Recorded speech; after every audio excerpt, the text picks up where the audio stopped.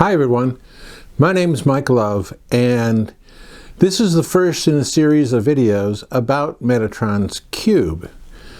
And I have a really exciting announcement to make, and that is I have been writing a book about Metatron's cube on Amazon's new product called Kindle Vella. And if you're not familiar with Kindle Vella, it's an exciting new platform because what it allows authors like myself to do is to write books one chapter at a time. And what it allows readers like you to do is to read the books one chapter at a time.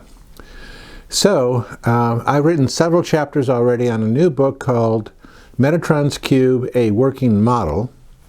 And the most recent chapter is called Exercise number 1, Dissecting Metatron's Cube. Now, if you're at all familiar with Metatron's Cube, and here's a two-dimensional picture of it, Metatron's cube has all 5 of the Platonic solids in it, but they're more or less hidden in this two-dimensional representation of Metatron's cube.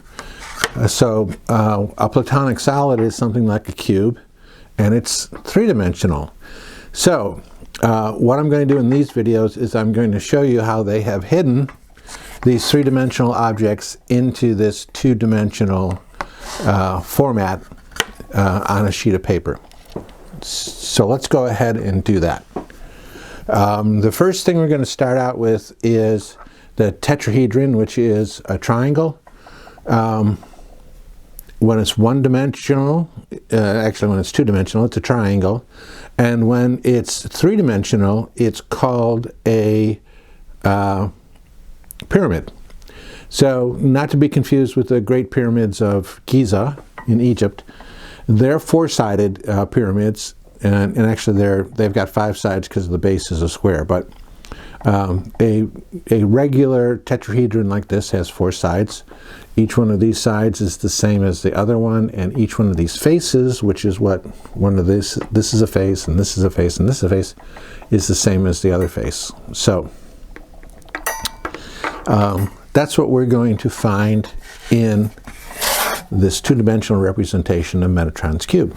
So in Metatron's cube, there's actually 2 tetrahedrons at least, and there's a big one and there's a smaller one. So we're going to start with the first with the big one.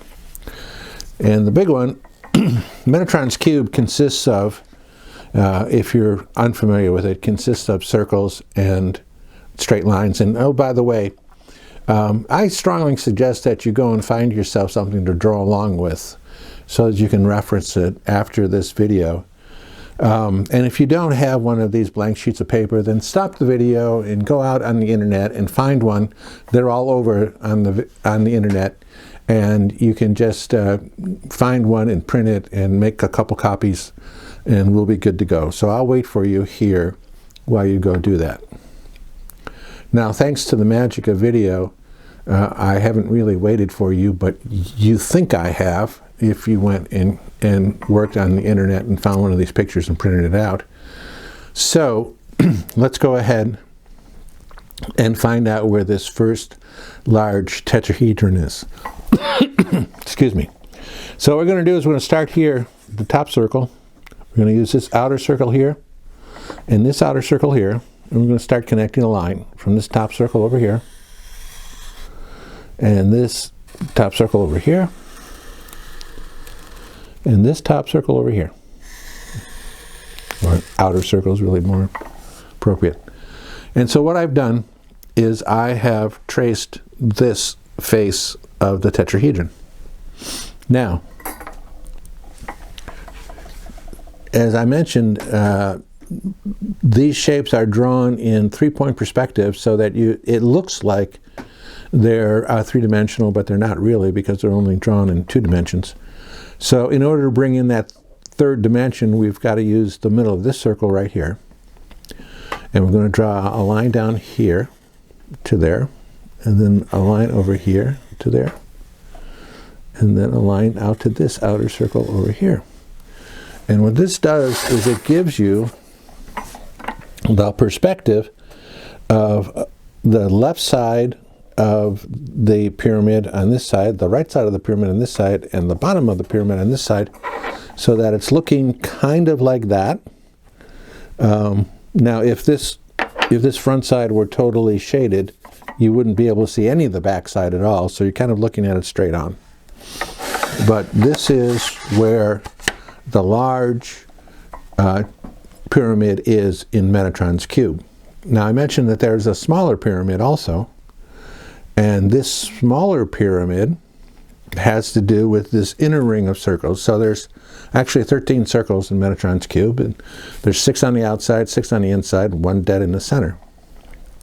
So to find this smaller tetrahedron, we're going to go to the inner ring here, the top one, then this one over here, then this one over here, and we're going to connect this line this way, we're going to connect this line this way, and we're going to connect this line this way. So you can see the smaller tetrahedron, and we're going to use the exact same lines here for the back line in the left side and the right side.